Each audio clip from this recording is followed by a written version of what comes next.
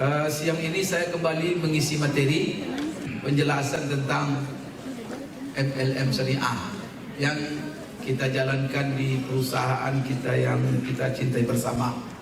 Maka handphone saya itu 24 jam tidak pernah saya matikan untuk menerima berbagai konsultasi dari para member agen HPAI yang ada di seluruh Indonesia dan juga di luar negeri. Dan penjelasan ini sebenarnya menurut saya memang satu keniscayaan.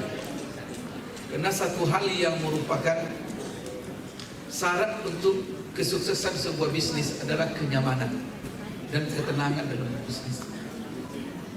Kita sebagai muslim baru tenang kita dalam menjalankan apa saja aktivitas kita selama kita betul-betul yakin bahwa yang kita jalankan itu tidak bertentangan dengan syariat.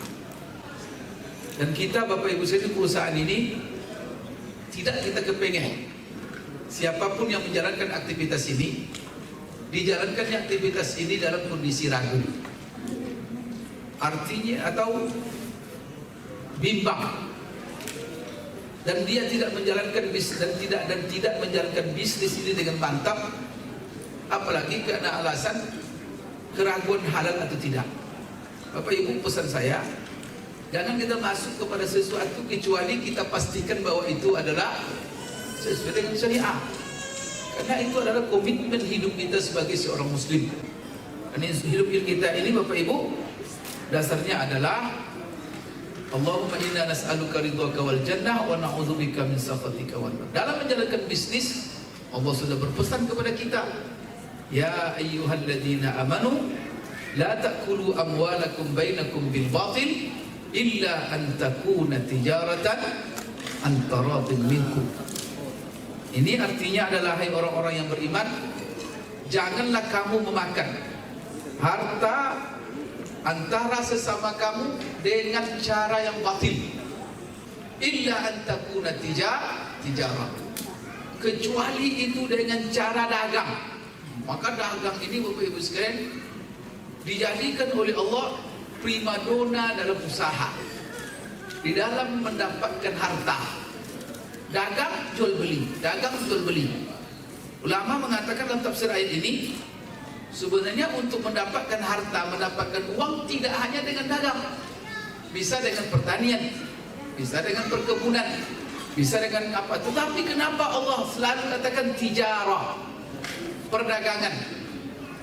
Dalam ayat lain Allah katakan wa ahallallahu al-bai'a wa harrama riba. Di situ dijelaskan juga oleh Allah jual beli. Berarti Bapak Ibu sekalian, jual beli dan perdagangan ini adalah suatu hal yang empuk dalam membangun ekonomi. Karena itu orang Islam harus menjadi para pedagang. Maka Rasulullah, para sahabat semuanya berdagang. Bapak Ibu sekalian, apa yang membuat kita tenang semua di ruangan ini dan seluruh member-member selain mereka itu? Ya masalahnya fatwa di dalam masalah MLM Syariah dan HPAI secara khusus, mufti kita kan bukan rujukan dan konsultan kita dalam masalah syariah, kan bukan yang mereka dengar atau yang mereka tuju, tetapi kita sendiri sudah punya dewan syariah sendiri. Kita ini Bapak Ibu sudah punya sertifikasi daripada MUI bahwa MLM kita ini MLM Syariah. Baiklah, saya ingin menjelaskan di sini Bapak Ibu sekalian, apa yang menjadi alasan mereka bahwa MLM HPAI ini dikatakannya tidak syariah. Bapak Ibu sekalian, kalau kita mau objektif, pertama sekali yang berbicara di kelompok mereka yang mengatakan HPAI itu haram, itu saya mendengar sendiri dan berulang-ulang saya dengar. Dia melandaskan kepada sebuah buku. Buku itu digarap oleh Dr. Syahrani dalam disertasi doktornya. Dan di dalam satu poin dia mengatakan berbicara tentang MLM, dan dia memponis semua MLM itu adalah haram. Tetapi beliau sendiri mengarang sebuah buku namanya Fikih Kontemporer, Muamalah Kontemporer. Coba Bapak baca, nanti Ibu baca buku dia itu. Dan setelah saya baca buku itu terjemahan sebenarnya dari sebuah buku yang dikarang oleh salah seorang ulama Saudi bernama Syekh Al-Khuzlan. Saya sudah baca buku teks aslinya. Padahal dalam buku teks aslinya itu, dan juga diterjemahkannya persis dengan teks aslinya. Tetapi ketika ditanya tentang HPAI, kenapa dia tidak jelaskan itu? Dan saya mendengar juga di komentar lainnya, tapi bukan HPAI, ketika MLM secara umum ditanya. Dan dia jawab dengan apa yang ada dalam buku itu. Syekh Al-Khuzlan seorang ulama besar Saudi dan dia memiliki buku yang masyhur dalam fikih muamalah kontemporer. Di situ dia menyinggung tentang MLM. Maka dia katakan apa? Masalah MLM ini berbeda pendapat ulama kontemporer kepada 3 pendapat. Karena masalah MLM ini Bapak Ibu, pertama, masalah MLM ini adalah masalah kontemporer. Apa arti kontemporer? Kontemporer ini masalah yang baru. Kemudian belum dipatwakan, belum ada fatwanya di kalangan ulama-ulama klasik. Karena fikih ini terbagi 3. Kalau kita lihat masalah-masalah yang dibahas oleh ulama dan yang dipatwakan, maka fikih itu ada 3. Ada namanya fikih klasik, ada namanya fikih kontemporer, ada namanya fikih prediksi. Artinya fikih future. Artinya fikih yang akan datang. Jadi ulama itu belum masalah terjadi lagi, fatwanya sudah ada. Nah, ini namanya itu fikih iftiradi. Kategori MLM itu masuk dalam fikih kontemporer, baru terjadi, kemudian dia mendesak untuk dijelaskan hukumnya. Kemudian Bapak Ibu sekalian, dia belum ada fatwa sebelumnya. Ukuran kontemporer apa di generasi kita? Kalau kita merujuk sejarah MLM ini kapan terjadinya pertama? Ide pertama MLM ini itu adalah ide besar daripada seorang profesor namanya Karl Rimbaud. Beliau ini adalah salah seorang guru besar di Chicago University. Di Chicago beliau ini. Dan dia adalah guru besar dalam bidang ekonomi, bisnis. Dan dialah yang menemukan pertama sekali sistem bisnis MLM ini pada tahun 1940. Jadi ini adalah masalah fikih kontemporer. Dan sistem ini dirancang oleh orang yang bukan muslim. Namun Bapak Ibu sekalian, ada subhat-subhat yang menyamakan kadang-kadang MLM ini dengan sistem piramid yang disebut dengan Ponzi system. Ini piramid ini digagas oleh Bapak Ibu sekalian seorang imigran orang Itali. Itu pada tahun kira-kira 1900 sekian. Dan sistem Ponzi ini adalah lebih awal daripada MLM. Sistem piramid ini. Dan sistem piramid ini setelah ketika berkembang dia di Amerika dan juga di Eropa, maka sistem piramid ini sangat merugikan kehidupan ekonomi secara umum. Orang kapitalis sendiri tidak menerima. Maka secara undang-undang di Amerika, di Eropa, Ponzi sistem ini tidak dibenarkan dan dilarang secara undang-undang karena memporak-porandakan ekonomi rakyat, ekonomi negara. Sistem piramid ini adalah itu yang kita sebut dengan money. Dia hanya membangun sistem jaringan itu adalah untuk bermain uang. Maka orang bayar uang dan tidak ada di situ sama sekali produk. Itulah sebabnya Profesor Karl tadi membuat sistem MLM ini. Dan dia tidak dinamakannya Ponzi system, keluar dari sistem piramid dan dia silakan dengan MLM. Maka yang namanya MLM notabene adalah sistem jaringan yang berbasis produk. Setelah negara-negara Eropa juga negara Amerika melihat bahwa ini adalah sebagai alternatif ganti daripada sistem Ponzi, dimasukkan produk. Ketika dimasukkan produk di situ, mereka mengakui bahwa ini adalah dagang. Maka ketika itu adalah dagang, maka seluruh negara Eropa, Amerika itu adalah membolehkan dan memberikan izin legal untuk bisnis yang disebut dengan MLM ini.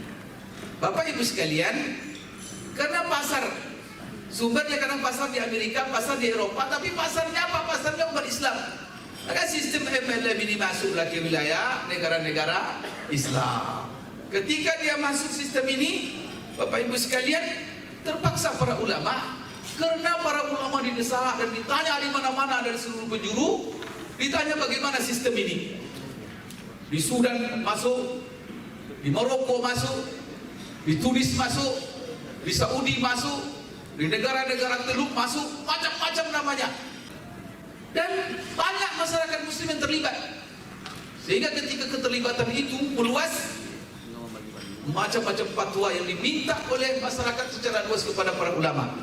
Ketika ditanya para ulama di seluruh dunia, di Mesir ditanya, di Sudan ditanya, di Tunis dan di mana saja ditanya, apa hukum bergabung dan juga menjalankan aktivitas bisnis dengan sistem MLM. Bapak Ibu sekalian, setelah dipelajari oleh ulama dengan berbagai ataupun dengan berbagai tinjauan dari berbagai sudut, maka dirumuskanlah, disimpulkan di situ ada 3 pendapat. Artinya apa? Tidak ada kesepakatan ulama seluruh dunia dalam mendudukkan apa hukum menjalankan bisnis lewat MLM. Pertama sekali pendapat itu mengatakan, ini di antara kelompok ulama mengatakan bahwa sistem MLM itu semuanya selagi dan selama dia berbasis produk, maka hukumnya halal mutlak. Apa ada apa? Di dalam MLM itu adalah bisnis yang halal. Dasarnya sederhana saja. Itu kembali kepada kaidah umum. Kaidah umumnya al-aslu fil muamalat al-ibahah. Bahwa pada prinsipnya seluruh muamalah itu boleh selama tidak ada dalil yang mengharamkan. Dan tak ada satu pun dalil yang mengatakan MLM itu haram. Itu dalam bahasa Arab namanya, bahasa Arabnya at-taswid asy-syabaki. Itu bahasa Arabnya itu, yaitu sistem bisnis jaringan. Jadi ini pendapat pertama boleh. Kemudian yang kedua mengatakan tidak boleh sama sekali. Yang ketiga Bapak Ibu sekalian pendapatnya adalah boleh dengan catatan. Apa boleh dengan catatan?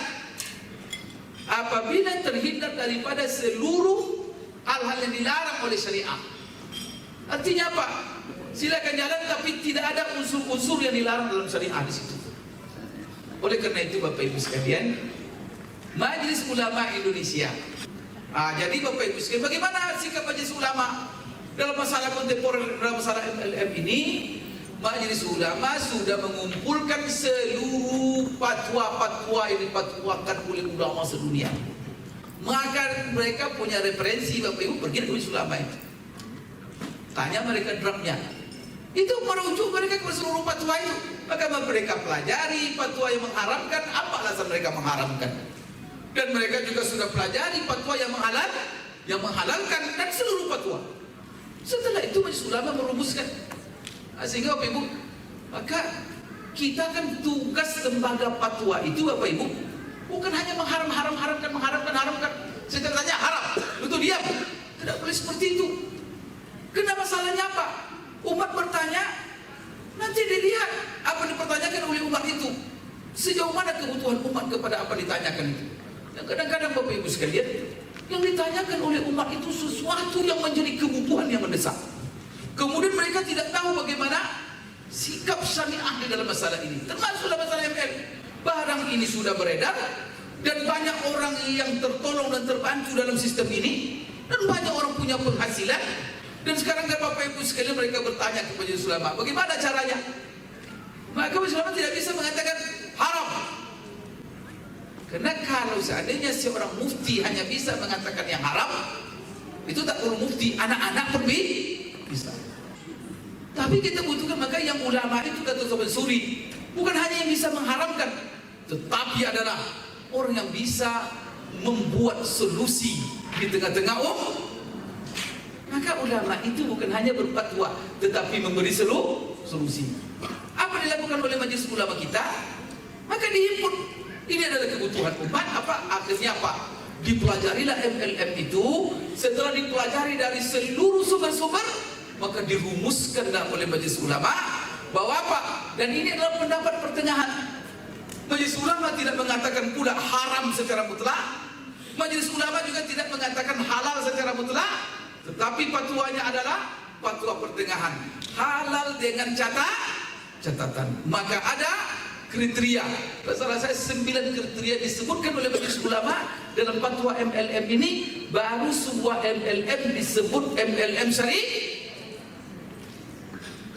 Dan kita, ini Bapak Ibu, keterangan ini perlu Bapak Ibu kuasai. Nanti kalau seandainya ditanya penjelasan ini, supaya tahu kita. Jangan dituding-tuding pula majelis ulama itu sembarang berfatwa. Ini tidak benar Bapak Ibu sekalian. Ini waspada. Hati-hati Bapak Ibu, masalah-masalah kontemporer untuk berfatwa tentang masalah itu butuh ijtihad yang jelimet. Apalagi dalam masalah perdagangan dan bisnis, karena rumit masalahnya. Maka jangan didengar fatwa satu orang, tetapi apa? Rujuklah fatwa lembaga yang mana di situ duduk banyak orang yang mengkajinya dari berbagai aspek. Di dalam masalah kontemporer ini kita rujuk lembaga yang memayungi seluruh umat Islam di Indonesia ini, itu lembaga Majelis Ulama. Dan bahkan Bapak Ibu, saking rumitnya masalah-masalah kontemporer dalam bidang bisnis dan sangat luasnya dan sangat dibutuhkan, sehingga Majelis Ulama itu terpaksa membuat satu lembaga khusus, hanya berkumpul di situ puluhan ulama yang ahli di bidang-bidangnya masing-masing untuk khusus membahas tentang masalah-masalah kontemporer dalam bisnis. Itu yang disebut dengan DSN, Dewan Syariah. Bapak Ibu pernah tanya nggak? Padahal MUI itu dan strukturnya punya divisi fatwa, komisi fatwa. Apa perlunya lagi ada Dewan Syariah? Ini hanya menangani masalah-masalah bisnis. Karena masalah ini Bapak Ibu pelik, sulit, rumit, tidak bisa dijawab satu orang karena banyak sekali. Apa kaedahnya? Karena di dalam kaedah itu ada dua sisi. Yang dilarang itu, yang pertama yang dilarang kita itu tidak boleh kita dekati itu adalah apa? Menghalalkan menghalalkan apa yang diharam. Dalam agama kita ini ada yang sudah tegas diharamkan oleh agama, maka tidak boleh sama sekali kita halalkan. Maka menghalalkan yang diharamkan oleh Allah itu dosa besar. Malah kalau dihalalkannya secara sengaja dia tahu haram dihalalkannya, murtad dia. Ini dosa besar. Itu menghalalkan yang diharamkan. Tapi di satu sisi Allah telah menghalalkan banyak hal kepada kita. Bahkan yang haram itu sedikit, yang halal itu lebih banyak. Dan itu hak vetonya Allah. Tidak boleh orang masuk itu. Maka Bapak Ibu sekalian, kaedahnya apa? Maka ada situ-situ yang dilarang. Tidak boleh kita menghalalkan yang diharamkan oleh Allah, dan juga kita tidak boleh mengharamkan yang dihalalkan oleh Allah. Maka mengharamkan yang dihalalkan itu tingkat kehati-hatiannya harus lebih tinggi. Tapi tadi ya sudah jelas ya. Jadi MUI sudah membuat fatwa. Rujuk saja fatwa mereka itu. Kemudian Bapak Ibu sekalian, kita alhamdulillah sebagai HNI, kita adalah perusahaan yang tidak pernah lalai dan mengabaikan hal-hal yang bersifat resmi dan prosedural itu. Kita MLM Syariah. Dan kita sudah ajukan dari awal-awal. Sudah 6 tahun ini perusahaan kita. Dan kita sudah dari awal-awal kita sudah ajukan MUI. MUI sudah memeriksa. MUI sudah apakan, baik dari sisi produk atau dari sisi sistem yang kita jalankan. Dan sudah terbukti oleh mereka bahwa MLM kita ini dalam sistem marketing plan yang kita jalankan bersama, sistem jaringan yang kita jalankan bersama, sudah sesuai dengan kriteria yang telah dibuat oleh MUI. Sehingga apa? kita sudah mendapat sertifikat halal MUI. Lalu apa alasan mereka mengharamkan MLM ini? Ada Bapak Ibu 22 syubhat yang mereka lontarkan berhubungan dengan masalah MLM ini. Memang bagus ya, ada seminar khusus ya. Like semua, kita bantah satu-satu syubhat itu nanti. Karena waktu juga yang membatasi kita. Aku lupa lihat wa astaghfirullah li wa lakum. Subhanakallahumma rabbana wa bihamdik, asyhadu an la ilaha illa anta astaghfiruka wa atubu ilaik. Assalamualaikum warahmatullahi wabarakatuh.